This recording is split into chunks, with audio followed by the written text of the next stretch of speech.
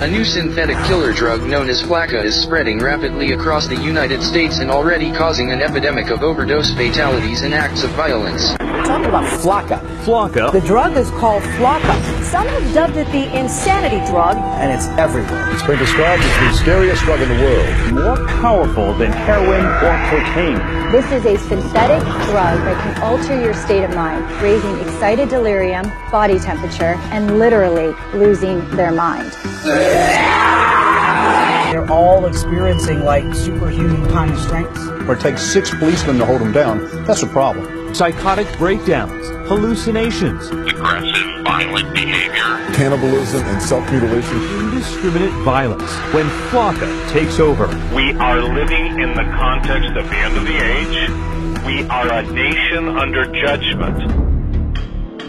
Welcome to stage 1 of the zombie apocalypse. It's been long theorized that controlled substances can bring people closer to the spirit world. Sometimes, however, what comes out of that experience isn't what you'd expect. And right now, our society is being plagued, dominated by an epidemic of controlled substances. In the 1970s, people were talking about peace and love, but nowadays people are coming back from bad trips and total psychosis. The number of overdoses are up, as are the cases of total zombification, i.e. demonic possession. The dark side opens people up to such possessions through lack of faith and environmental conditions. And while this isn't so much an issue with people of faith or orthodox practitioners, if your foundation is public education, if your dogma is militant atheism, substances like bath salts or Flakka can be the ingredient that pushes you over the edge, an edge that you will never come back from. Weaponized substances such as bath salts and spice are being mixed into just about everything these days.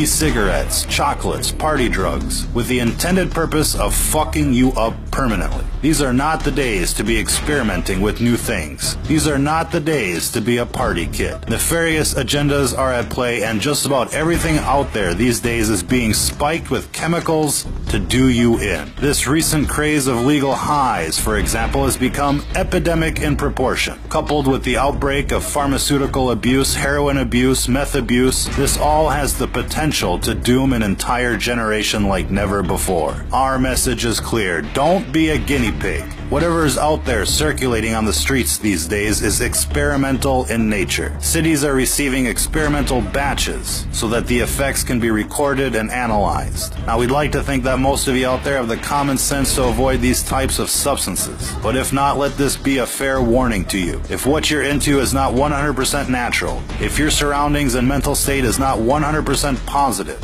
whatever you're thinking about is not worth the experimentation. Even alcohol has the potential of channeling in evil spirits. If you go to a liquor store, in British English societies, hard liquor is called spirits, and it's called spirits for a very good reason. Again, these are gateway substances, and when they're added to the atheist psyche, anything is possible. If you've ever seen somebody turn bright red while drinking, you're basically watching demonic forces take over. Most times, the affected individuals are unaware, and while most of us dismiss their drunken behavior as simply being drunken behavior, there is something else going on. The dark side is constantly trying to induce what's called mutation by design. It's the main reason why everything you buy is laced with chemical or unnatural substances. They call the food GMOs, with the intended purpose of changing the composition of people from a natural state to an unnatural state, from a natural vibration to an unnatural vibration. And while this gets into the metaphysics of the world at large, what you're seeing here isn't natural,